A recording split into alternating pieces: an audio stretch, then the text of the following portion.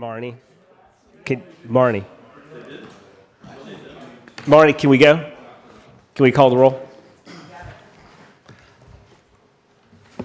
Committee Member Richard Black. Here. Committee Member Lori Lalonde. Present. Committee Member Craig McVeigh. Here. Committee Member Joe Roth. Here. Committee Member Roger Young. Here. Vice Chair Susan Raffaello. Here. And Chair Ty Harris. Here. We have a quorum. All right, we're to number 2 on the list, which is public comment. I'm looking out in the audience. Do we have any public comment? Yay, Sue Miller, please come to the podium. Sue Miller, Lower Matacumbe. I'm here because I'm not sure whether you're going to have public comment on specific items, but I have a couple general comments that I'd like to make as a result of the last meeting. Number one, I think that it would be beneficial to the members of this committee to look at the charters for other small South Florida communities that have issues in their charter that we don't. And there's lots of them.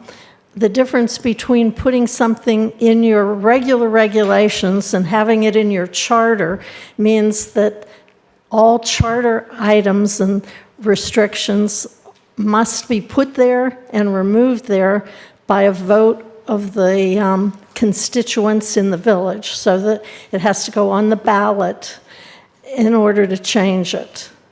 And so when something is really important to the community, you want to put it in the charter. Like, for instance, the height restriction was very important to the community a number of years ago, probably 10 years ago, so they worked really hard to get it in the charter instead of just putting it in the LDRs. And so I think that you can look at other people's charters in South Florida and see all kinds of things that their community thought were important enough to ask the voters, how do you feel about this?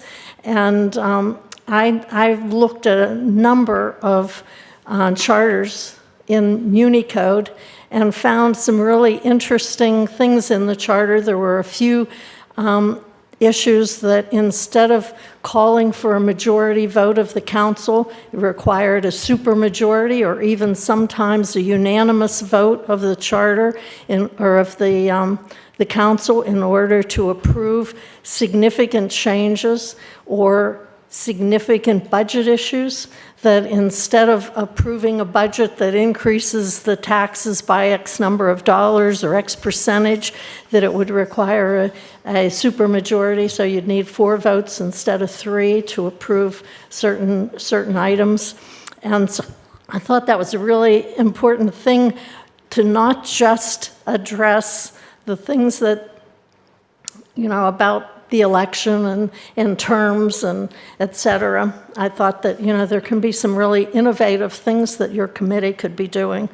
And then I wanted to mention that, my time is about up, so I will close with that. You can keep just, we're not as formal here, so say your piece. Last week, you had the Lynn Tipton, I think her name was, from League of Cities, explain to you why some communities go to a 3-year term. And she explained some really positive reasons why a 3-year term might be a good idea. And I'd like to tell you why a 3-year term might not be a good idea. And one of them is that when you have a 3-year term, one of those terms is going to be in a non-election year, an odd-numbered year. We have typically elections on even years, every 4 years, a presidential election, which brings a much higher turnout than a regular election does. And if you do it in an odd year, the turnout, and you can look at the statistics from Marathon, in the odd years, the turnout is significantly less.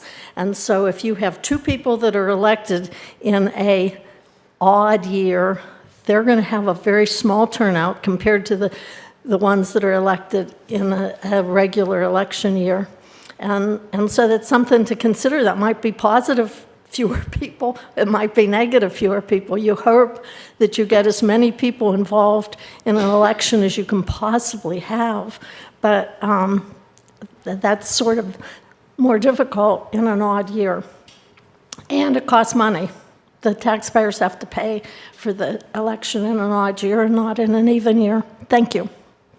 Thank you for your comments. Is anybody else in the audience want to make a public comment at this point? Marnie, do we have anybody online? We do not. Thank you. So, moving on to approval of the minutes. Do I have a motion to approve? Motion to approve? Do I have a second? Second. All in favor? Aye. Thank you. All right. So I asked Jennifer to reach out to everyone after the last meeting, and we had a good broad-ranging discussion of a lot of items in 5. And what I asked her to do, and I thought staff did a great job of putting this agenda together, was to actually list out what we talked about and what we thought was important so that we'd have a little bit more structure for tonight now that we've had at least a broader discussion about the issues and the concerns that everybody has. And so with that, we left off talking about probably one of the easiest issues, which is, to me, straightforward, whether we go with the 5 highest vote getters or we go with seats. And I think if we start with that discussion, then that will naturally lead, as Susan said the last time, into some of the other discussions. But I think based on kind of the totality of the conversation last week, that's a good place to start. So I'd like to hear everybody's comments. Richard, you want to start? Yeah, I like the idea of the seats. I would like us to maybe make a ruling or show something in there where there's a deadline for switching. You know, I think that would eliminate, where you can't, if you pick that seat, you're going to run for it, and it gets to a certain point, you either say, I'm dropping out of the election, but you can't switch to another seat. Okay. That's my thought for that. Joe. Yeah, that's go ahead. Joe?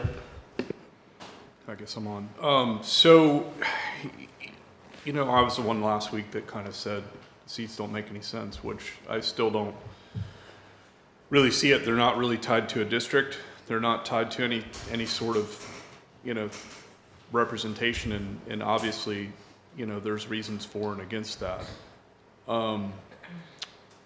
I could go along with what Richard's saying. I mean, the thing that does concern me about the seats, and always has concerned me about the seats, is the fact that it's a win by plurality.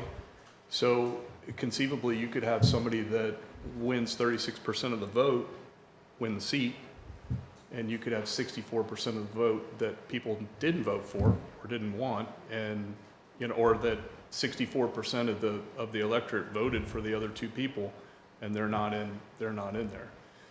So I think there's pros and cons all the way around. I mean, I don't know. I mean, really, this is an at-large election. It is, even with the seats. It's an at-large number post-election versus an at-large no seats election. So I mean, the thing that's always bothered me about the seats is the fact of the last-minute switching and the shenanigans that go along with that, and the politicalness that it puts into the process. I mean, it's going to be hard to avoid it. I don't know if just at-large highest vote getter is going to change that, and I really don't know if it would change the outcome of the election. Period. You could have the same 5 people in seat 1, 2, 3, 4, 5 be the same 5 highest vote getters pretty easily.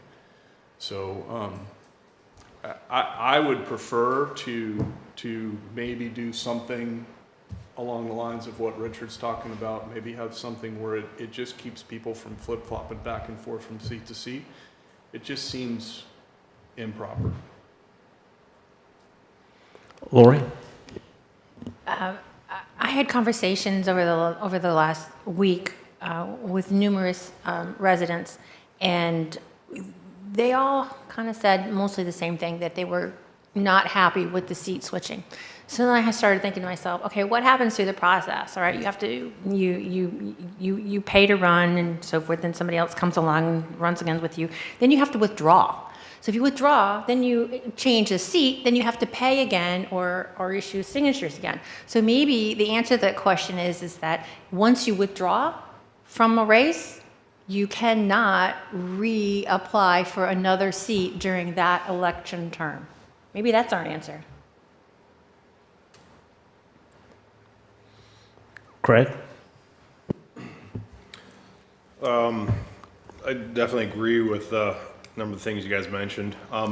Do we know, so when it comes to switching, what you suggested, once you pull out, is that something we're able to put in there? I don't know. Do we have anybody, legal counsel, like, is that something that we can actually Yeah, I do? think John Quick is on, and I Is think John he has here? the answer Okay. to that question because he did do the research today, so. Okay, well, All right, John, tell us the answer. The answer actually is that you cannot. There's a statute, state statute that it actually relates to campaign funding, but it says that there's nothing in the section that prohibits a candidate at a later date from changing the designation of the office for which he or she's a candidate. So we cannot actually change that. In terms of a deadline, we do have a deadline. It's the qualifying period. So when at the end of the qualifying period, if somebody does withdraw, they could not hop back in and run for another seat. But in terms of actually prohibiting them from moving from, say, seat 1 to seat 3 before the end of the qualifying period, we couldn't do that because of the state law. I will make a note that I think some people don't realize, though, is that under that same state law, if you're a candidate and if you switch from seat 1 to seat 3, you need, within 15 days, you need to notify your contributors that you're seeking a different office or a different, here it's a different seat. And those contributors have the right to ask for their contributions back in a pro rata share. So I do want to make sure that people are aware of that. There are definite, not just expenses, but there are potential implications to your campaign funding and donations that might come with switching seats as well. And as you can imagine, the reason might be, you donate to, John Doe because he's running against John Smith, but then he switches seats and is now running against Jane Doe, and you prefer Jane Doe, you might not want your funds being utilized against Jane Doe. Thank you. One quick question.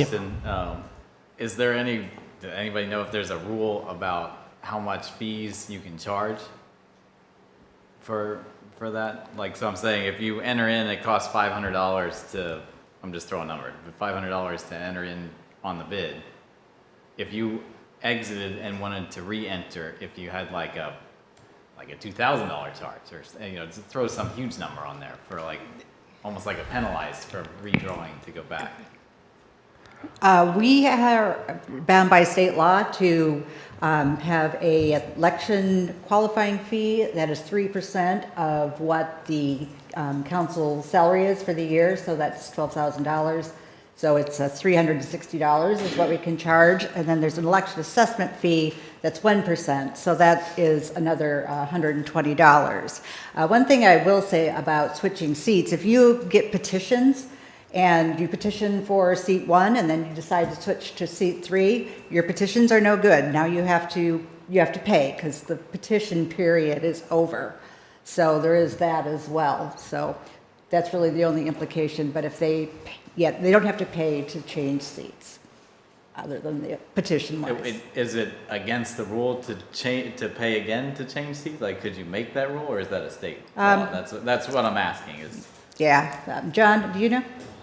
I'd have to double check. It would seem to me, I think you would be able to charge another fee because you're filing for one office, namely seat 1, and then if you're filing for another office, which is seat 3, I think that you could charge. I'd have to double check and confirm, but it seems to me like you could. It would be kind of like if somebody was running for, mayor of their town and then they ran for state representative. They're two different offices, so you would expect that they would get two different fees, but I'll confirm that. And if that's the case, then obviously we'll make sure that, if the village hasn't been charging an additional fee that we will, assuming we can. It's such a nominal fee at $480 that it's. It is. I know, it's That's- peanuts. it's in the peanuts, grand so scheme, people are but I'm gonna- just trying to think of another idea. I agree with you. I mean, to maybe do we that. should just raise the salary of the councilman to a higher point, which then would increase that fee. I disagree. Susan, I I know mean, I you're was chomping at trying, the bit to Susan. jump in on this conversation. All right, you've kept your powder dry long enough. Oh, I'm sorry, Roger? I'm happy to. Oh, go ahead, please. Okay. Well, I feel pretty strongly about eliminating the seat requirement because they aren't tied to districts. I appreciate the concept. I just don't think in practice it works. I think, Richard, you said last time that you thought an at-large election would become a popularity contest. I actually think the seats do that. People pick out, who they think the weak gazelle is, and devour it, and throw money at that race, or put the weakest of the populars in there, for lack of a better phrase, even though they never would have been elected at an election at large. I think an election at large is easier to manage from just an elections standpoint. I know that not this past cycle, because Marnie was on it with the reminders, but the one before that, when we did seat swapping, there was lots of regulations that actually weren't complied with by those who jumped seats. That unfairness aspect was not, to my knowledge, present in the last election, but it certainly did play a factor in the first one. And if you cannot change that by state statute, and you can't other than trying to regulate it, which leads then to questions of, okay, which seat is now invalid? And it raises a host of problems that I don't think logistically exist for an at-large election, which would allow, let's say you have a group of voters who like these three, but not these three. I think it's easier on a head-on-head election to manipulate who gets in than an at-large election. And I think it's simply easier to manage from an election standpoint, and it's much more transparent than trying to go through the brain damage of, even if you don't have seat swapping. Let's say Ty was seat number 1, everybody assumes he's going to be seat number 2, and at 11:59 a.m. on the last day to qualify, he comes in with his check in lieu of petition and his filing fee and says, nope, I'm jumping to seat number 4. There's no way and that's not a seat jump, right? Because he hadn't put in before 11:59 a.m. So it's just fraught with manipulation, the seats. And if we had seats tied to districts, they make sense. But seats not tied to districts, let's have Islamorada speak as to who their top 5 are, and have it be done that way. Roger, sorry I skipped over you, but Oh, no, it's all good. I was intrigued what the two of those guys came up with. I like that, but we got shot down. But the polling I did, the majority of people were keeping it as is, the seats the way they are.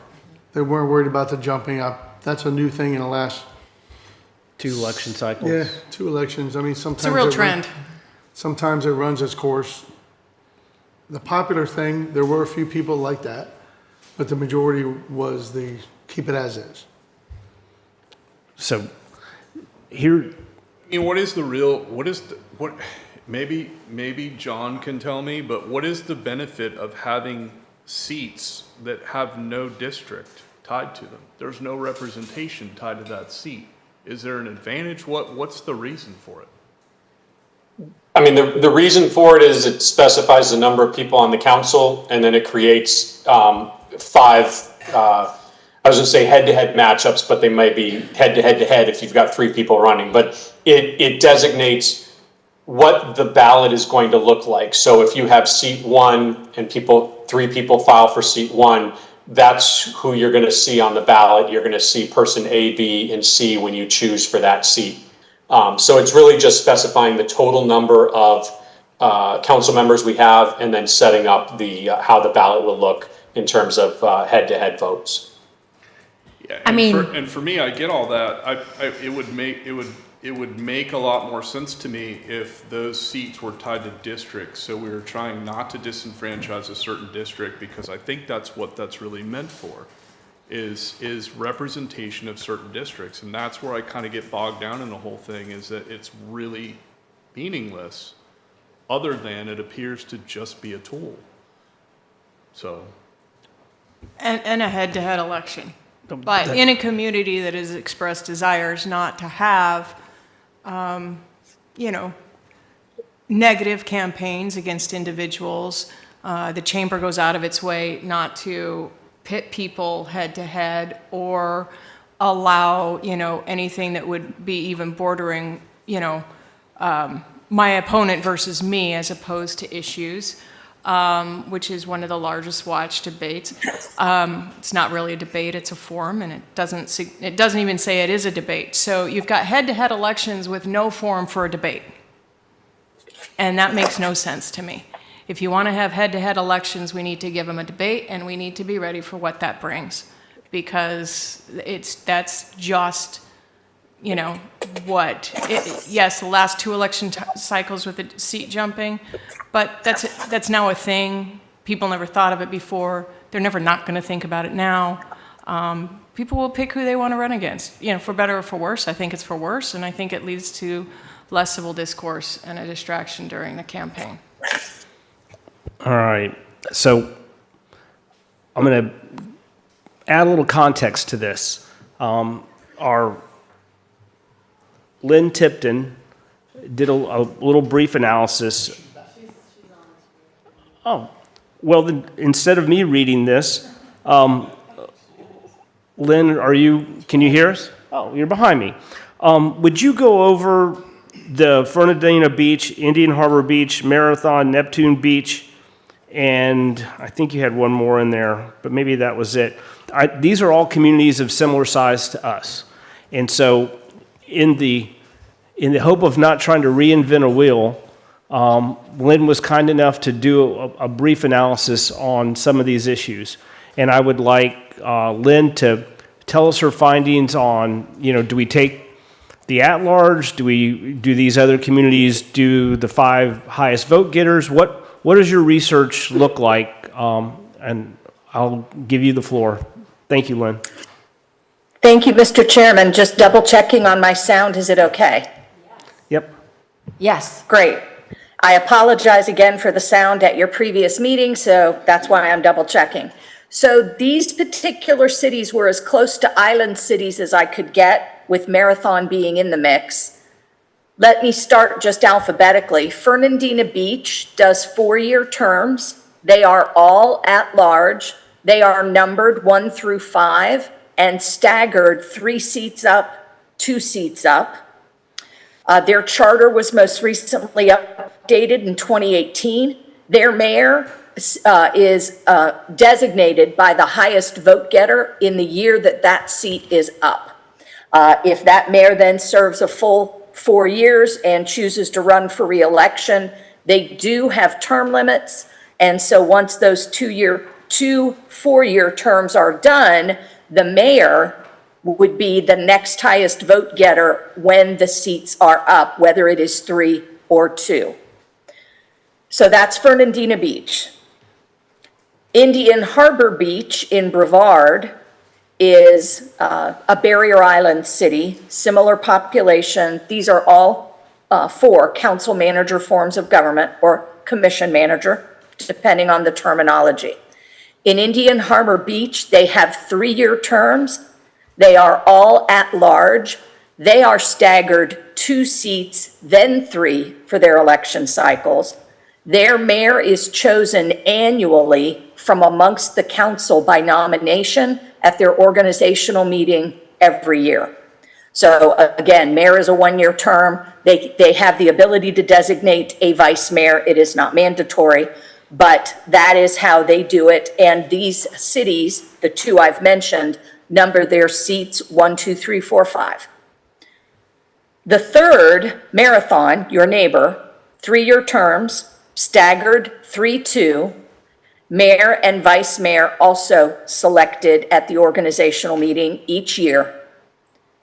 There are term limits in Marathon. There are no term limits in Indian Harbor Beach, I meant to say. All right, Neptune Beach has a 4-year term, staggered 3-2.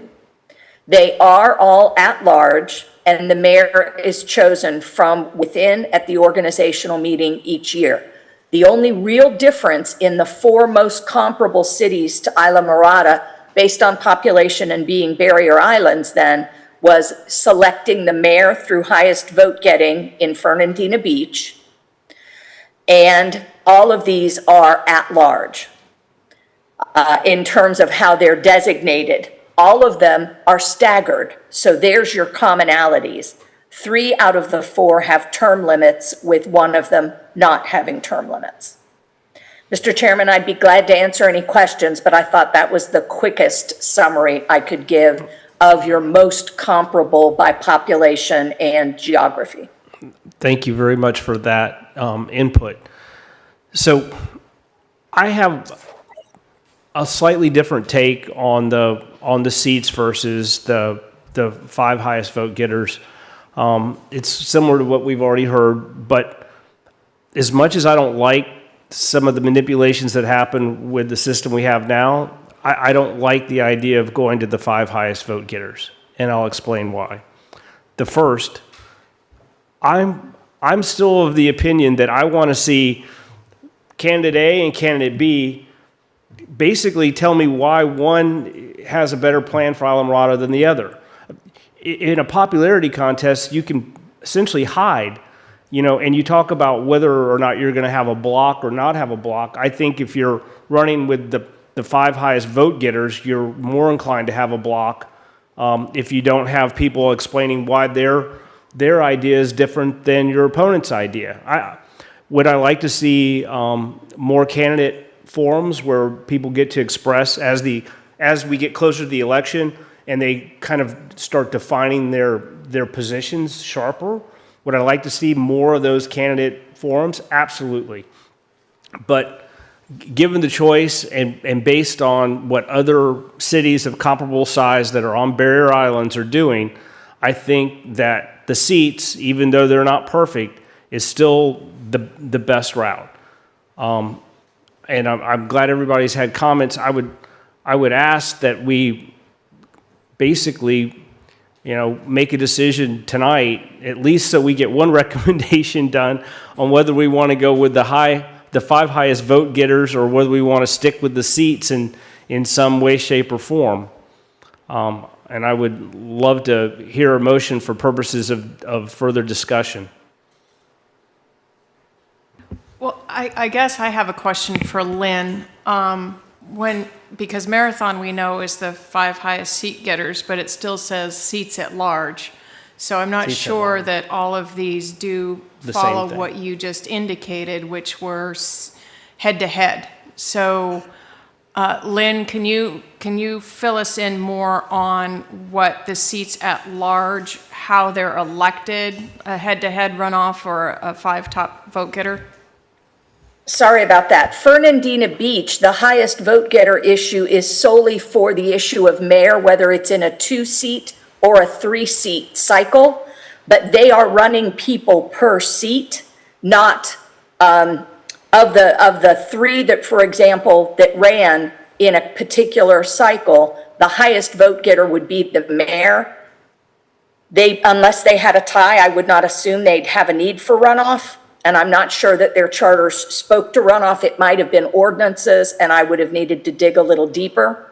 For the rest of them, the seats are let's use Indian Harbor Beach.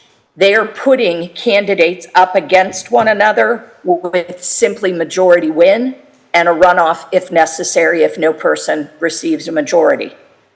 Same for Neptune Beach. And so you guys are a little different with the plurality measure. You're the only ones that have that in your charter. And then again, to Fernandina's point, it's simply for the selection of mayor. If there were 5 people running, the top 3 are getting the 3 seats. The highest vote getter then has the seat of mayor for the term.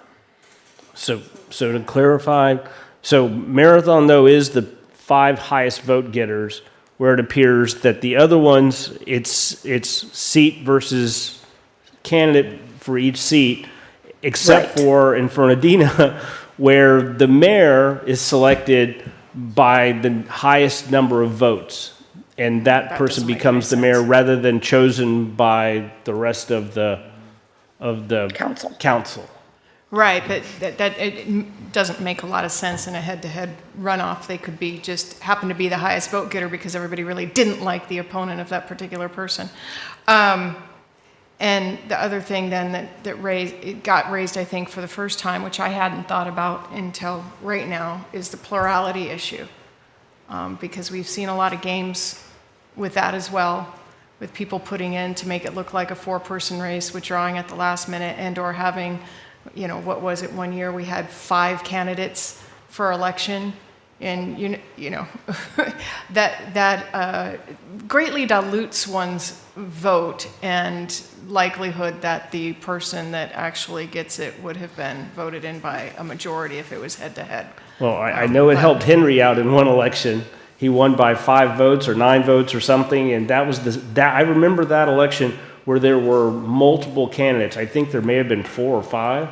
Well, he may have won anyway, but what I'm saying Yeah. is we don't know. We don't know. And the other 4 may have put in to take him down, or there would have been 4 put in to take somebody else down, and it worked. You know, we don't know. I don't not think sure I'm a anything is fan. perfect, but Yeah, agreed. But that's just another issue. I think too, we're looking at this, and I was early too looking at it as all 5 are running at once. You know, if we are able to split this back up as a 3-2, you know, that's going to vastly eliminate the number of people seat jumping because you're not going to have 5 choices to pick from. You're going to have 3 or 2. So I think going to the 3-2 split and then doing the seat running, you're not going to see as much candidate flip-flopping Right. from seat to seat. Can I just, before we jump, kind of now we're segueing into another section, which we need to discuss in context with this, but I kind of felt that at the end of the last meeting, even though we didn't say it, I thought there was at least consensus that if we stuck with the 2-year term, it made no sense to try to stagger. That you were only looking at staggering if you went to a 3-year or 4-year term. At least that's how I felt. Oh, I felt the disagree. opposite. I disagree. I Whoa. thought it was. Susan, we're agreeing. I know, that never happens. I know. Very rare. I thought it was reverse. I think staggered terms makes more sense if it's 2 years. I don't think it makes sense so much if it's 3 years. And briefly to Richard's point, if we go to staggered terms, then I really think that the highest vote getters, now we're not talking about 5, we're talking about 2 or we're talking about 3, makes more sense than the head-to-head. Okay, I Because was it agreeing with you for a eliminates some of while that. there. I knew I'd lose you. The poll I took too amongst last week is that I didn't have one person be in opposition to a staggered term. They didn't care whether it was 3 years or 2 years or 4 years. They all wanted a staggered term. So that right there was very telling to me. We are clearly not talking to the same segments of the population. I spoke to people at the Chamber of Commerce yesterday, and then There I we spoke to go. people everywhere else too. As and a people former that I'm staff calling. member, I will stick up for staff again and say staggering terms on 2-year seats will be utter chaos and make staff's job, which is already difficult, almost impossible to ever move anything forward because we're going to be in a constant election cycle. I just feel that if you're going to do staggered terms, you need to have them in there for at least 3 years and maybe even 4 years. But if we're not staggering, it doesn't really matter. I think if you're recycling every 2 years, that it doesn't make sense to do staggered only because staff will never get the traction that you desire to get things done. I agree with that on 2 years, but I have a real issue with staggering on 3 years, which I'll let Lori talk. And, you know, honestly, asking around and doing a little bit of research, it sounded like staggered worked the best with a 4-year term. But then again, will the voters of Isla Mirada, you know, actually want to do a 4-year term? I thought they were pretty clear they liked the 2-year term. Very few people I spoke to were in favor of a 4-year term. Majority wanted a 3-year term. And to me, that seems like the bare minimum to, even though I know the math doesn't work perfectly, it still seems like if you're going to try to stagger, you got to have at least 3-year terms. But that's just my take. I'm happy to hear what everybody else says, but I really like to at least get some consensus on whether we're going to do the 5 highest vote getters or we go with the setup we have now and stick to seats, even though it's not a perfect solution, so that we can get on to this issue, which is a lot more exciting. Thank you. So again, I'm going to ask if anybody, for purposes of discussion, would like to make a motion in any direction they want to go, so that we at least have something on the table that we can discuss. I'll make a motion, we vote on the seats or the at-large. Is there a second? Wait, are you voting to keep seats or? Keep to- seats. To keep. So you're basically saying to status I'm not talking quo? about the staggering. Right. I'm No, talking I know, about right. keeping the seats. Just Basic, keeping what seats. I'm trying to clarify, are you trying to indicate that your motion is to keep the process the way we currently have it? Just for the Okay. seats. Just for the, as for the seats, correct? Do I have a So that's second? basically 5-1B, A and B? Yes. Okay. I'll second the seats. Okay, now it's on the floor for discussion, so we can beat this dead horse some more. As if we're already discussing it, right? Okay, well, I always want to err on the side of caution and make sure that everybody has had a chance to say what their piece on it. This is just a point of housekeeping. I know that typically, I think with the LPA, we wanted to go allow public comment for each agenda item. I think probably the public has already talked on this particular item, but I don't want to cut off before we vote any comments we may have. I in an abundance of caution and always wanting to take in more input than ever be accused of shutting anybody out, I would ask that if anybody that wants to speak strictly on the issue of seats versus highest vote getter, this is the time to say your piece.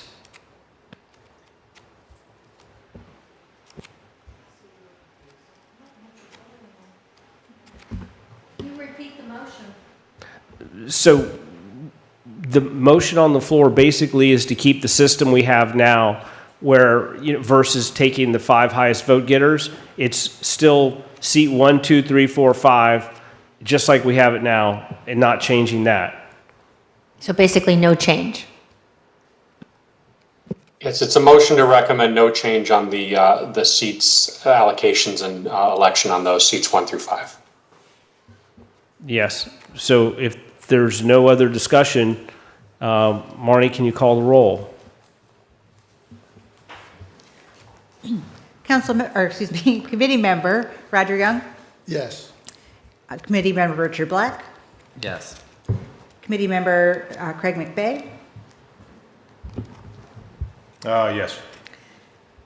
committee member, committee member Joe Roth,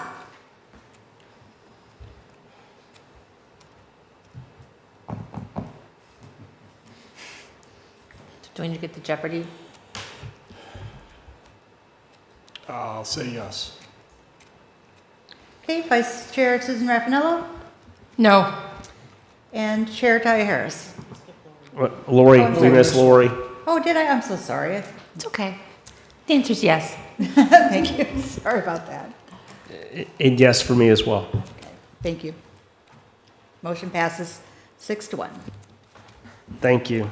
So before we get on to the next one, is everybody good again with the hard stop at 7? Yes.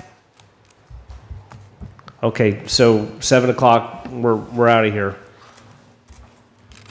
All right, so B on item 4 is review and discussion of Isla Mirada Village Charter, Section 5-2, term of office, which we were starting to segue into anyway. I'm really excited to hear where everybody has gone since last week on this, if there's been any kind of coalescing around any of these ideas. I'm going to start the opposite way this time. Craig, I'm going to start with you, because I'm always looking to the left. I have a hard time figuring this one out. You know, like, I know we're kind of doing things individually, but I know a lot of times they all kind of have to do with each other. Like, I would like to see staggered terms. Doing it in 2 years, that doesn't make a lot of sense to me. You know, so, you know, we're going to be nonstop elections. I think even with going to 3-year, we're still going to have basically almost elections every year except for one. Is that kind of how it works out, they keep on cycling around? So I was trying to run through what a schedule would be if we staggered on 3. Because if we staggered on 4, it would be, you know, every 2 years. But on 3, it would be, you'd only get, in a 4-year block, you get 1 year off, I think, or something like that. Anyhow, the public getting tired of elections, you know, is something that has been brought up to me. If it's just nonstop elections all the time, that could be an issue. Doesn't, you know, I think it's still going to the longer terms. I think it would be better. I think 4-year, I think would be good, especially staggered. I think that'd be kind of ideal, but I think that's going to be real tough not to kind of get through. I have been hearing more people say 3 years seems to be definitely some interest there, and some people definitely against. It's a tough one. I'd be curious to hear what everybody else here has to say, because I'm struggling with it, to say the least. Roger. I think we kind of, I was seeing when you were going, the 4 sounds like it'd be harder to even get people to run for that, for one.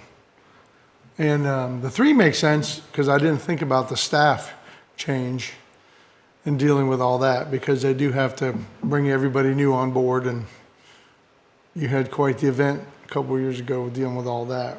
So I could do the 3 if that was a consensus, but we're still talking about staggering total. Are you thinking 3 with a stagger or just 3? I like the 3. The stagger thing doesn't really, I don't think you're going to have all 5 seats change it in one election. I just don't. I don't see it. So I could go with 3 with no stagger, because I think, you know, for example, say this next election, this one coming up, you know, maybe 2 or 3 get retained. So I don't think you're going to be stuck with replacing all 5. I think that would be a rarity. You know, see where I'm going? So, I mean, if you want to do 3 and it's better for staff, I understand. But I don't know if we need to do this staggered. Because then you're doing it once every 3 years instead of 2 years out of the 3, right? Right. So I could see the 3, if that's going to work, give everybody time to settle in and find their place in it. But I don't know if we need to really stagger, because I don't know if we need to spend that money and go through all that. People are tired of elections. So I could see the 3 and then just see how it shakes out. Vice Chair, do you want to go next, or do you want me to skip you into the end? I'm happy to go next. And Okay. I'll probably pipe up at the end too. That's okay. I think that we need to stay with the 2 years and understand your point. I would not stagger the 2 years. I would stick with 2 years, no staggered, for the following key reasons is I think there's more accountability of the council to the public at large. Every 2 years, those who are doing well and want to continue, I would assume, If we don't have seat jumping, et cetera, they will maintain their seat if that's what the public desires. But I think it gives the residents a voice in a community where they sometimes feel like they don't have one. At least they have one every 2 years. It also stays with the election schedule for the House of Representatives. For example, every 2 years, we're going to have an election. And this way, the supervisor of election deals with a lot of the headaches of it and takes off at least some of it, the majority of it, from the staff.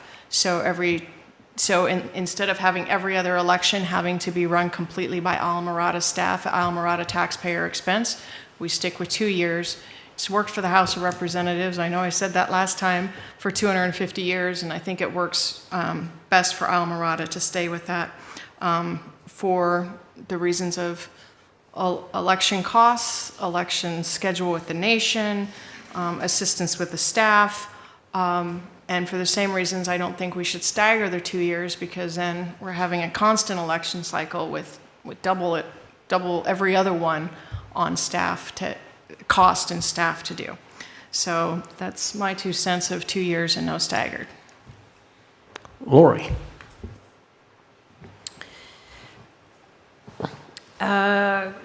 Conversations that I have had with people, they have all preferred the 3 years. They've also preferred the staggering. While I do recognize your concerns and the costs involved in it, I think that majority of the people that I have conversed with felt that the first year that a new council member sat on the dais was not as effective, because they weren't up to speed, weren't fully aware of all of the issues that were going on, and were less effective the first year and much more effective the second, and then would be even more effective the third year. So I think that that's where they were feeling that we needed a little bit more consistency and history to follow along with the process, that a 3-year term would be better. So I'm kind of for a 3-year term. Joe?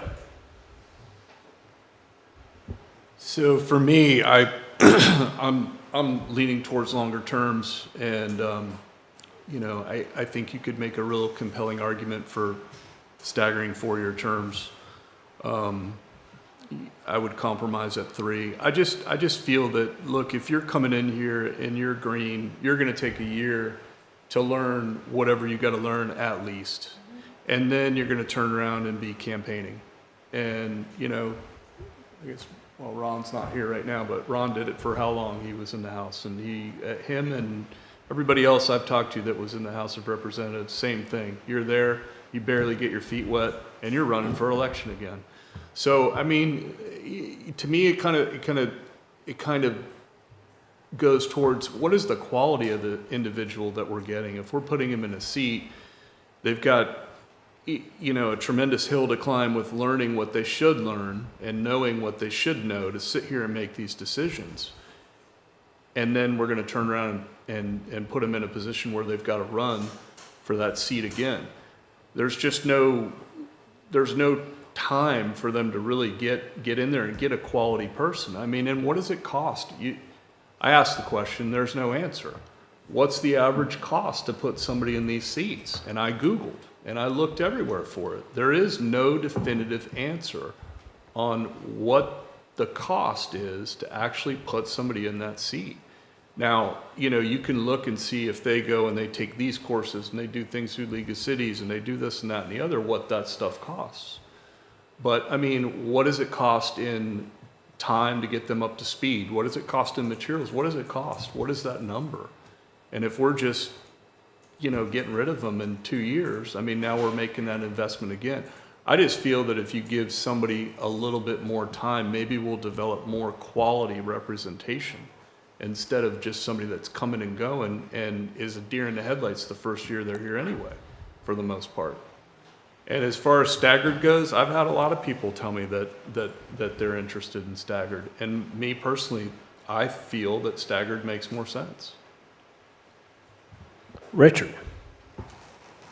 I hear this many times. You brought it up even tonight, but you say like the staff talking to the staff. I have such a hard time, getting, working with new council when we have the changeover.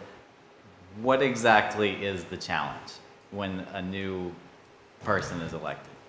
It was easier to describe when I was still on staff many years ago, because we had what was called by Seth Lawless, who was the village manager at the time, we had a strategic plan. And the strategic plan was divided by department head, and it would typically have 10 to 20 items per department. And each thing would have a timeline for when it was anticipated to be complete. The staff was required every quarter to update it. So when you finished something, it came off, and when you put something new on, it went on. And so every time we had an election, there would be almost a reorganization of the priorities. But there was continuity for staff because they knew what things were priorities of that particular council.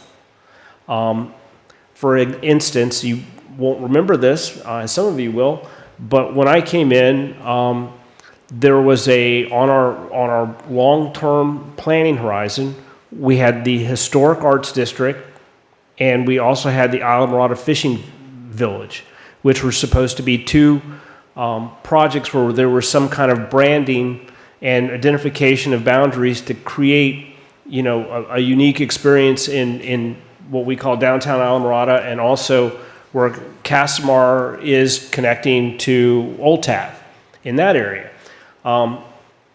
After a couple of cycles, the council decided to take those off because there just wasn't enough support in the community, to get into all the things that were required to go after the big dollars, because you had to become a special taxing district, and people heard the word taxing, and that basically killed it.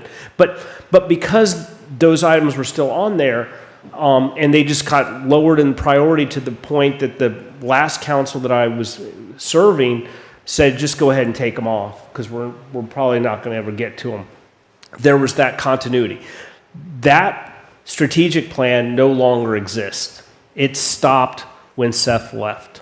So the way that staff now does it, you'd have to ask Jennifer how they're able to keep continuity. We know what the priorities are now. Comp plan is number one, and then you have the applications that they're required by statute to process as they come in. That's statutory requirement. So after that, it's basically however they're getting their direction from the manager as to how they prioritize things, I would assume. But it's not on paper anymore where anybody in the audience could look at the strategic plan and see, hey, this is what each department is working on, and this is what's considered a priority right now and what's not. So when you took that type of accountability and record keeping away, it becomes more important to have more continuity on your council, so that when they put items on, you can see them through. The other thing that Lynn mentioned that to me was real important at the last meeting was that you have a 3-year budget cycle, which kind of spoke against going to 2 years, because you've heard the experiences when if you come to one of the council meetings, that the newly elected council, if they weren't on the last time, they're looking at a budget that was created by the previous council going, how do we end up here, And so those are the reasons why a 3-year term or a 4-year term, which I don't think you could sell a 4-year term in Islamorada. Could you sell a 3-year staggered term? I mean, that would be, to me, a compromise. Otherwise, just stick with the 2 years. And poor staff needs to get back to having a strategic plan that looks kind of like what we did when Seth was here, so that there is continuity between councils and accountability by staff as to what they're working on. And that's basically, a lot of people ask that question, constituents and people you talk to, but that's what I was trying to get at, is what can we do better to streamline this, for the village council? But instead of just jumping right into a 3-year, or if we decide 2-year or whatever, and, you know, that's what I'm looking at, instead of saying, well, yes, there's a lot of work, but what is the lot of work, and what can we do to get back to not having that much work, so when a candidate gets elected, he's right in there. Well, if we go back 3 elections, remember the pedestrian bridge Yes. was a hot topic issue. That wasn't even on the planning's list of to-dos. That became something of its own making in its own life, and some people were elected primarily on that issue to kill that pedestrian bridge. Yes. But that was a surprise to staff. I was still on staff. I didn't even really spend any time on a pedestrian bridge. Nobody even asked me about a pedestrian bridge until all of a sudden we got into that election cycle and everybody's asking about the pedestrian bridge. And I go back to my strategic plan and I'm like, I don't see pedestrian bridge anywhere on my plan. Why are you asking me? So those are the reasons, you know, because staff takes its direction from the village manager. Elected officials are allowed to come in and ask questions and get answers, but they cannot direct staff to do anything. That's prohibited not only in our charter but by Florida statutes. So we've intentionally created an unwieldy system because we have this checks and balances and because we have sunshine and other things that supposed to protect the integrity of the process. So by having longer terms, you get into these working relationships and you're able to prioritize. But just watch a first meeting of any new council when you have a council member that has never been on council, and watch how they kind of try to push the issues that they ran on in the election up to the forefront in the first few meetings, which you understand because that's what they ran on. But that may not be what staff is working on. And now how do you sync all that together? Oh, and now we're 6 months into a 2-year election cycle. And we're just figuring out what the priorities are. And you're 6 months in.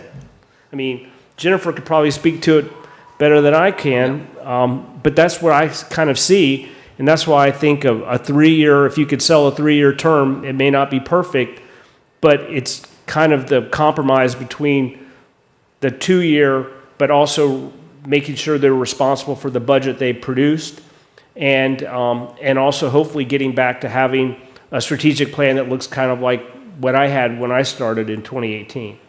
I know that was long-winded, and I hope that was helpful to everybody. That's good. And I have one other question before I give my 2 cents on what I think. But we know that the election to do a special election costs, you know, roughly $35,000 based on Marathon's numbers. Do we have a number on what we spend on training for candidates, you know, or, you know, when they're in office? Well, I can go a little bit to this. All new elected officials are offered a suite of learning material. Everything from in-person classes, where Florida League of Cities puts them on, to, you know, materials that you would just download. And every new elected official has to decide what level of education they need to feel comfortable to do the job and not find themselves on the wrong end of an ethics complaint or anything more serious than that. And my experience, I think everybody here has had some experience. Some people take that to heart and go to the classes and spend the money to go do that. And some people just, for lack of a better term, wing it and feel that they're confident enough in their abilities that they don't really need to have that baseline of education. So is it a wash? There is no set number on that. It could be a wash. Okay. I think Marnie can speak to that a little bit, because Joe did ask the question earlier, and Marnie did some research for him, so. Yeah, sure. There are a number of classes that are available to the council members. Most of them are through the Florida League of Cities. There's Institute for Elected Municipal Officials 1 and 2, and then there's a leadership class after you've graduated from 2. And those are in person. I'd say they probably run, depending on where where the classes are being held, about $1,200 to $1,500 per person per conference. And then there's also the Florida League of Cities Conference that's in August, and that's the big annual conference.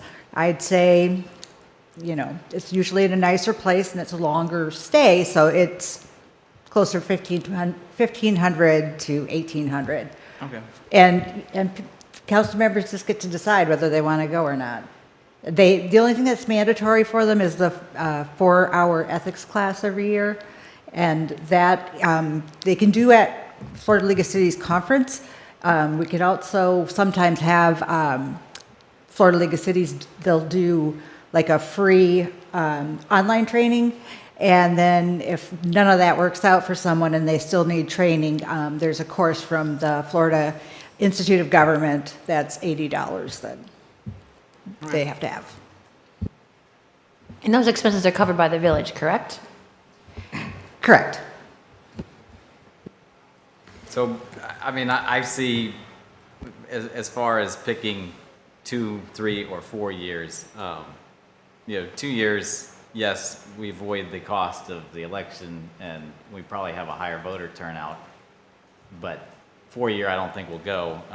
You know, I think 3 years would benefit the staff and the village residents more than most anything, because it would get, you know, you'd be in office and be able to do something longer. So that's my feel. So as we're trying to fine tune this discussion, does it make sense to talk about the terms right now? And then if we can come to some kind of consensus on that, then talk about staggered? Does that, because it seems now they're kind of like maybe slightly different issues. When you think about it, there's 3 components to it. So it's the terms, the length of the term. It's the maximum number of years allowed in the office, and then there's the staggering. So there's like really 3 components to this discussion when you think about it. Well, I think the maximum years in office, we just voted on that, what, 2 years ago, 4 years ago? I don't see the voters really wanting to change that again. Well, It's currently an 8-year. I think if we went to 3, then it might have to change with that. 'cause- Well, it would have to, because you'd have 2 hanging there, like Yeah, a like a I dang, think that'd be Well- like a hangnail. Yeah, yes and no. For those who have been in 2 years, you could do 3, 3, and 2, and you max out at 8. And then That would having someone need resign from their, sunsetting, yeah. that would having someone resign from their term. If you go with, Argue- Todd, we you need go to with 3 sunset years, is what I'm I think you saying. would, I think you would need to address the term limits. And I think you could put it in number of years. What I usually recommend to avoid this type of issue is just put it in number of terms. Because then if you say they can spend a maximum of 3 terms or 4 terms, it doesn't matter if you change the years, you can always keep that, that term limit phrase in there. But you couldn't really have somebody running for, if they have 6 years under their belt and they're running for another 3-year term and their term limited out at 8 years, that it's just an inconsistent charter provision. We'd have to address them together. That's a good suggestion, John, to just state the number of terms, maximum number of terms that someone can serve versus the maximum number of years.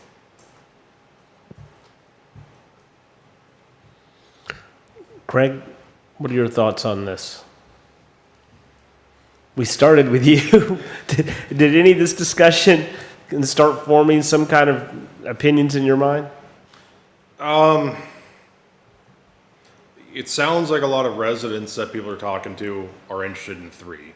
That's something, you know, that I'm hearing, which obviously if at the end of the day, if we're trying to do this for, you know, for the voters, for the residents, what they want, what they're going to approve, you know, that's kind of a big part of it. You know, and it's, you know, I was all for staggered, but I think if we got to 3 years, would wonder if we just don't stagger to have fewer elections. You know, I know we just turned over, you know, a couple elections ago, all 5. May not happen every time, you know. So I'm kind of going back and forth, kind of in my head. You know, I think a little bit longer term, I think will be good. So the other thing, actually, Richard, I was thinking about when you asked, well, how is it harder on staff? you know, and he's talking about direction, and a really good example, and I didn't really want to use the F word, but I will, the fills. We've been watching Perfect for the example. past 10 to 15 years, a council comes along and says, all right, this is what we're gonna do, here's our plan. A new council comes in, they say, nope, that's not our plan, let's start over. They come up with a plan, new Nothing gets council done, comes. never. So when you look at how much time staff spends preparing for whatever that is, and then they throw that in the garbage and then go again. Yes. So that sort of money is hard to say, okay, well, this is how much it costs, but. Well, that's kind of what I was getting at, was we waste so much money in our village on going back and forth and back and forth. Yeah. And having a little bit longer term would eliminate that. I mean, I was asking I kind of knew the answers to the questions, but I wanted to get it out there just to talk about it, and I agree with you. So. Yeah, and that's what I haven't liked seeing with, you know, when a new council comes in and just mothballs something that a previous council has done. You know what I mean? It's just a waste of time, you know, so that's hopefully, if you have longer terms, then whatever the project is, it can come closer to fruition, you know, so then it can kind of keep on moving. It would be nice if future councils would respect what previous councils had done, say, okay, well, this is what they wanted to do, let's go on to that. May not happen, so I think having the longer terms, I think would be, would help with a lot of that. So, right now, I think, kind of leaning towards 3. But, yeah, this is sort of where I'm at.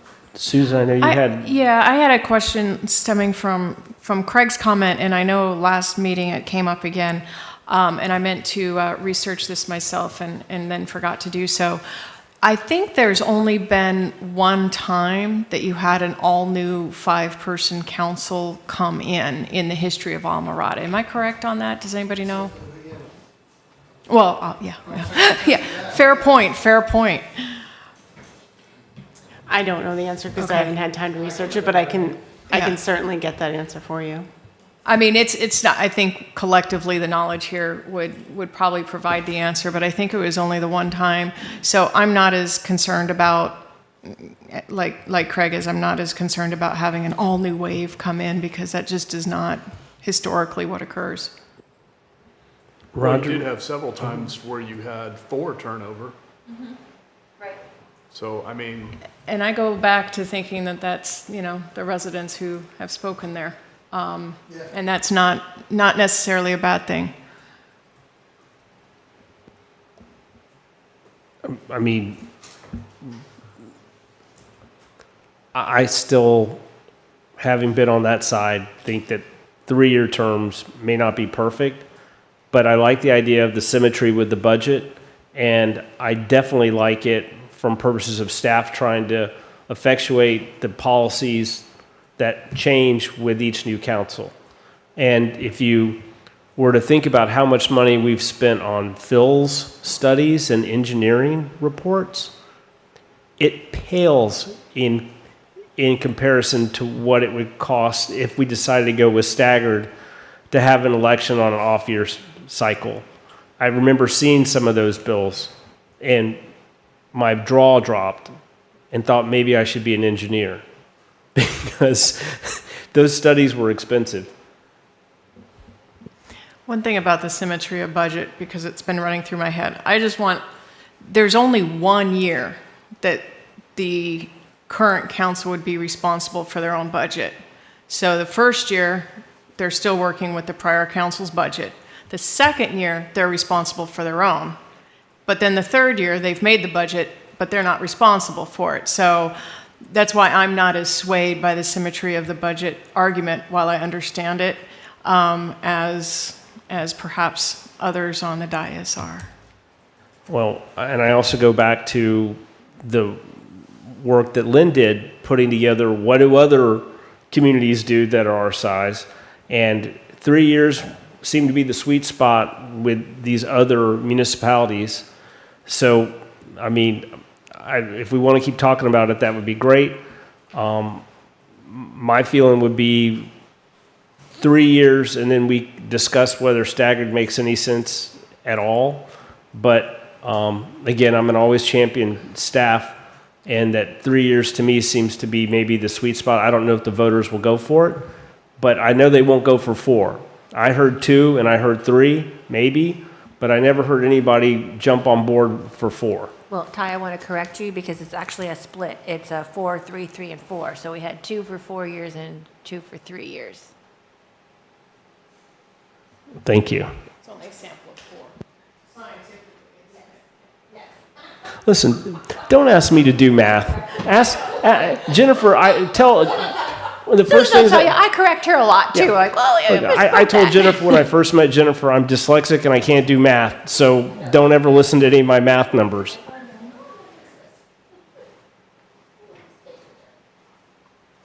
So do you want to talk about years and then depending upon what that is, go on to staggered or not staggered? Is that what you're suggesting? Ty? Yes, ma'am. So, for discussion purposes, can I get a motion on whether we're going to do 2, 3, or 4? So I'll make a motion for council's members will serve a 3-year term with a maximum of 3 terms. Do I have a second? Second. Discussion.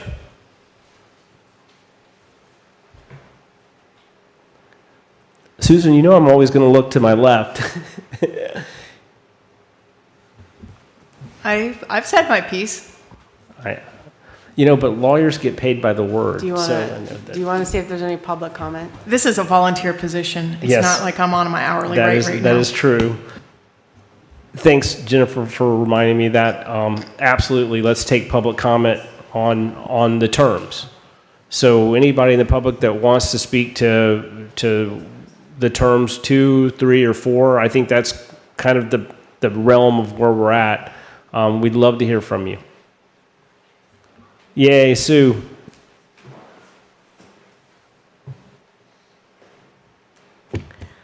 I love 2-year terms. I think 3-year terms confuse people. I don't think people can conceive of how it would work. You have a problem with the term limits. As I understood John Quick, he said to make it the number of terms instead of the number of years, so you would have to change the number of years, which would be 3 according to the motion. But if we ended up sticking with 2, then you're to 6 years. If you go to 4, then you're at 12. I think that the public would be totally confused, and I think you should stick to 2. Thank you. To 2 years, is that what you're saying, Sue? To a 2-year term? 2-year terms unstaggered. Unstaggered. Okay, and what about term limit? Because currently it's at 8, which would be 4 terms that they could serve. Right. Thank you, Sue. Do we have anybody else in the audience or anybody online? Yes, we do have a speaker on Zoom. Just one moment. Okay, Alina Davis, go ahead. Hi, thank you for taking my call. I agree with Sue. I think the 2-year terms have been working out. Yes, every once in a while, which is not that often, the whole council turns over. But if the council members are doing what the people of the village of Islamorada, the voters who they represent, are doing what is in the popular venue, then they keep their council seat. If they are not, then they're out. I think that's fair. They represent us, the voters. So I would say, please keep the 2-year term and the 8-year limit. Thank you. Thank you for those comments. Marnie, got anybody else? No, sir. Thank you. Public comment is closed. So we want to have any more discussion on whether to recommend.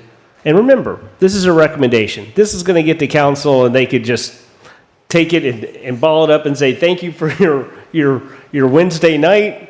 Into the circular filing cabinet it goes. So I mean, I could live with 2, I could live with 3, but having been on staff and having watched what these turnover meetings look like for the first 5 or 6 months, I like the motion for the 3. But if there's not going to be any more discussion, let's call for a vote on it. Can I just clarify, that was for 3-year terms with a maximum of 3 terms? That Yes, would be- otherwise it doesn't work. Even I can do that math. Right, so that's 9 years total, right?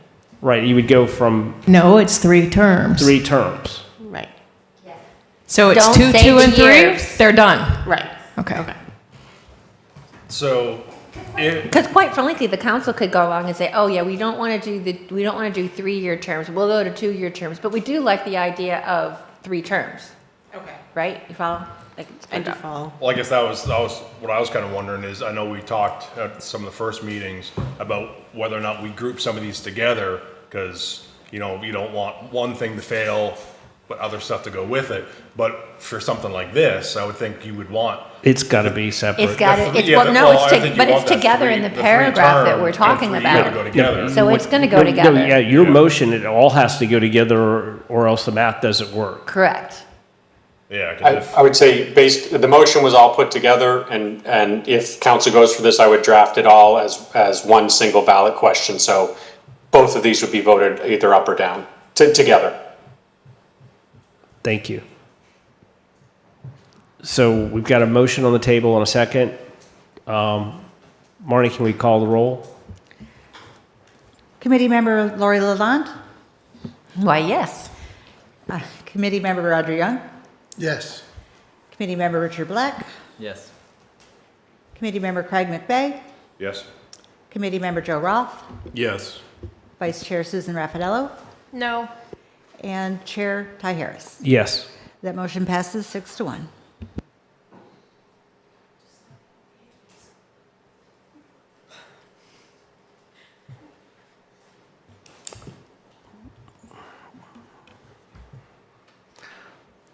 Okay, I see that we're at 10 till 7.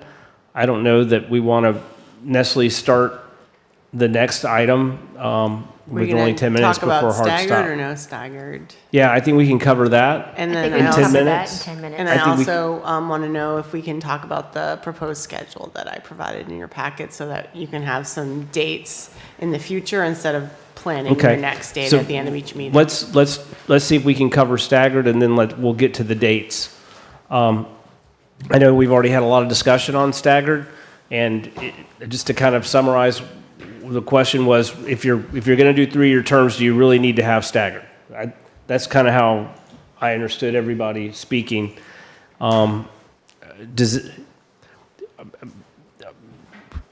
Point of privilege, I guess, sitting right here, my feeling is if you're going to only do 3-year terms, there's no point in staggering them. Because there's been a lot of discussion that we would rarely turn over all 5 seats. And so, I mean, it could happen, but why go through the staggering process? Because now we're just bringing other new people up to speed on a short cycle.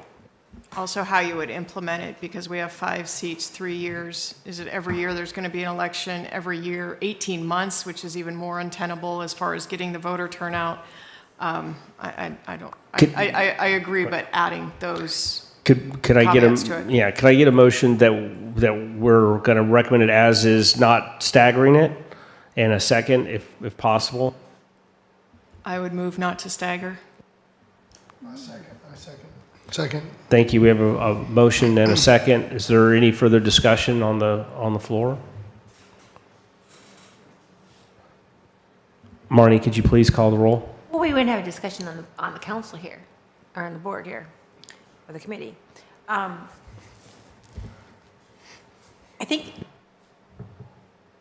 guess what I'm trying to say is that people have spoken and they're interested in having staggered terms. I understand your thoughts with regards to staggering and how it might not be applicable with the fact of lengthening the terms to 3 years.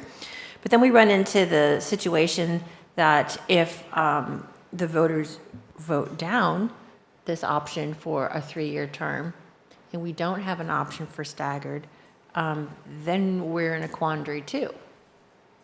But I think that at least my understanding of the consensus is if we did 2-year terms, there wasn't a lot of appetite for staggering of a 2-year term because of staff, logistics, cost, need or necessity. So when we were talking about staggered terms, my motion, even though I voted against the 3-year, was premised on, okay, if we have a 3-year or a 2-year now, I don't think that staggered terms make sense. Maybe the rationale for other people have changed that would have gone for staggered, but especially with a 4-year term from what I've heard. But I don't think that, if the 3 years voted down, then you're left with 2 years not staggered. The staggered made sense Which- with 4 years. It gets cloudier when you go to this odd number. And frankly, from a consistency in working with staff, knowing that you've got somebody for 3 years, and you're going to get more effective work out of your staff without staggering it. Heck, like I said, this is going to go to the council, and they may just trash this whole thing. But we have a motion and a second. And if there's no further discussion, I believe the motion is for 3 years, no staggered terms. Oh, Dave? Can you ask the League of Cities what the practice is, more standard practice is? We have it in our materials. You probably don't. So, Lynn, for clarification, for everybody that doesn't have the email that we received, could you please discuss the staggered in these other municipalities? Only you and I received the email, Ty. That's why Lori's looking. like, what are you talking about? It was what Lynn went over verbally at the meeting Oh, today. I thought. Well, I just looked. I saw I did that too until I once went I saw back. that you had it and I had it, I just assumed everybody had it. I did too. Back. Well, what she just mentioned to us earlier is that all 4 of the similar island town cities, they all had staggered terms. Lynn, can you? Correct. That is correct. The majority of the 411 municipalities in Florida do stagger. I was just looking quickly. I know Ormond Beach does all of its elections up in Volusia all at once. They're one of the only ones. So again, I hear your arguments, and please know the league never tells a city yes one way or no another. We just simply share history or trends more that way. But in any event, it is I would say probably 75 to 80% of the municipal governments in Florida stagger. They don't have some of the unique characteristics, however, that you have being an island city. And I keep going back to that because you're a little bit different than so many of that. You and Marathon both are, and Key West, for that matter, are very different. And I know there's no way to get you to an apples to apples comparison. The best we can hope for is apples to oranges. The ones I covered tonight, Fernandina Beach, Marathon, Indian Harbor Beach, and Neptune Beach, do stagger, whether it is 3-2 or in the case of Indian Harbor Beach, as they wrote their charter, they did 2 seats, then 3. But the others are all 3-2. Well, as you correctly observed, we're not quite right. But You're just different. You're just We're different. I'm just not going to different. make a judgment as to right or wrong. So we have the motion. You've heard Lynn explain that we'd be going a little bit against the grain if we stick without staggered. But you know what? Hey, that'll give council something to discuss. If we leave it at 3 years unstaggered, then they'll have something to chew on, and we won't have done all the work for them. So we have the motion on the floor. We have a second. Can we call the roll? Well, I just want to say something else. So if we did unstaggered, obviously every other election then is going to be an odd year or off year. So I know when you have elections off years, your turnout's going to be down a lot. So you only have a good turnout election every 6 years, I believe, is how that kind of maths out. I know. I'm not trying to beat the dead horse too much more, but Well, you know what? We could actually hold off on that and discuss it first thing at the next meeting. we don't have to make that decision. The only thing we have to decide is the schedule for the next couple of meetings. And I'm perfectly comfortable with tabling that if everyone wants to table that and think about it some more. I think we should call for a vote. We got a first and a second. Yeah, you have a pending motion, you have to address it one way or another. Okay. So again, we have a first and a second. Marnie, can you call the roll on 3-year terms, unstaggered? Thank you. Vice Chair Susan Raffanello, Yes. Committee Member Roger Young, Yes. Committee Member Richard Black, No. Committee Member Lori Lalonde, No. Committee Member Craig McVeigh, No. Committee Member Joe Roth, and Chair Ty Harris. No. That motion fails 5-2. Okay. So we can discuss it possibly again if we use Robert's Rules of Order. Yeah, we'll pick back up We the can- discussion. We can pick it back up. Anybody that was on the prevailing side of that motion can bring it up at the next meeting. So we can start with that one again, and it gives us a little more time to look and do some more research. Could I ask a question? Would it be possible to get maybe some input from League of Cities as to what it would look like if it transitioned to a 3-year with staggered? How would you transition to that? And what would it look like going forward?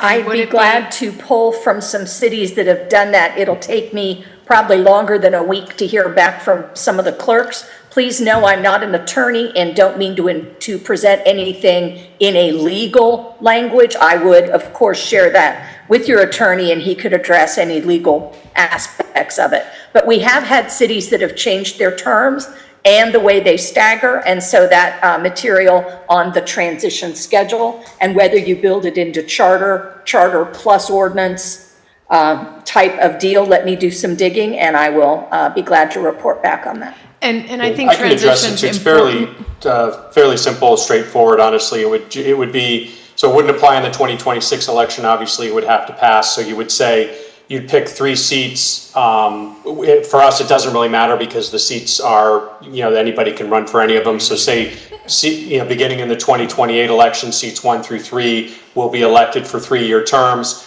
Beginning, and then at the 2028 election, seats 1, 3, and 5 will be 3-year terms. Seats 2 and 4 will be 2-year terms. And then, beginning in the 2030 election, seats 2 and 4 will be 3-year terms. So it would be spelled all out in there. I'm sure Lynn, when she comes back, hopefully it'll be pretty similar. But I've given this some thought coming into today as to how that might look. Well, and I appreciate that. I'm less concerned with the transition as to then how it would look post-transition if we're saying, because maybe if you charted it out, John, I'd understand it, and maybe I'm just not firing, but the way you're talking, it's like, okay, we're going to have an election every 3 years, which would make some of them 6-year terms once we got into it. Are we having an election every 18 months? Are we having it, a year apart, and then it's going to be no election for another 2 years, and then a year? Like, what's the staggering? So this one would be, say, we'll start with, after If we did it. 2028, Yeah. when we've got 3 and 2. And then, once you got them staggered, basically what you would have is you would have 1 year where you'd have no election, another year where you'd have an election of either 2 or 3 members, and then the following year you would have an election of the remaining members, whether it's 2 or 3, and then you go back on that cycle again of no election, election, election, no election, election, election. And then the one kind of benefit that I was kind of seeing, if we're doing 2 and 3, say the two is going to be, say, a presidential year, so they're going to get a good turnout. Then the next one, they'll kind of cycle over every 6 years. So everybody will get, each section of seats will get their turns to have on-year elections, whether it's midterm or presidential, and then off year. So it's not like one seat is, always going to be off year or something like that. So each seat they'll just sort of cycle through getting at least the good turnout. All those years. seats really don't mean anything, so people can jump around. The Yeah. people, whatever. So. Mr. Chair, if I might, for Mr. Quick's benefit, Fernandina Beach just changed their staggering, and they are one of your comparable cities.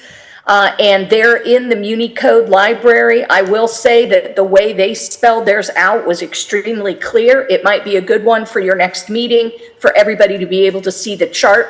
They spelled it going out all the way to 2030 with where all the seats would line up by election cycle. Well, Lynn, I liked your proposal, and your disclosures are so noted. Your disclaimers when you were surveying and charting it out. I'm a visual person. It would help me, and so I'm sure the rest of us probably feel the same way. So, turning the page on that one, we're slightly over 7 o'clock. I'm just looking at the proposed meeting dates. I could tell you right now, I will not be here on 3/18/2026. Nor will I. Spring break, Yeah. Monroe County Schools. So I would ask that date, we don't have a meeting that week because that's just not possible. And just 8/17 was a typo. Sorry about that. I don't know how that happened. What should it have been? Because I No, tried. it should just be nothing. Oh, okay. It should just be I tried, okay. Sorry about that. Because I just went back through my calendar and I'm like, how did that happen? So could we possibly tentatively agree on the next 4 dates? And we can discuss it again. I honestly didn't spend a lot of time looking at this calendar before the meeting. What were those 4 dates? I don't have that in front So of me right now. 225, It's the last 32, page. 39, and then 324. With the two in the middle? 225, 32, 39, and 324. I am not here on 3/9.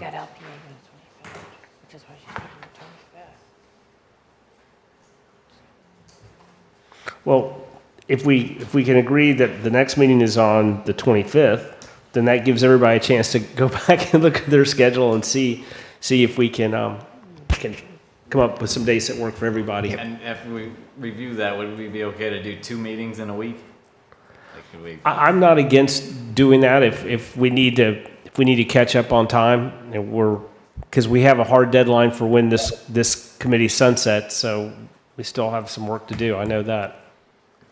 So if we want to just do the 225, which I believe is next Wednesday, and then if you all want to look at the schedule that was in your packet and provide me any of these dates that you're not available, then I can go back and look at other dates that might work. Okay, that works. Is everybody good with that? Yep. If there's no more business, I would. Move to adjourn. That's what I was looking for. Thank you.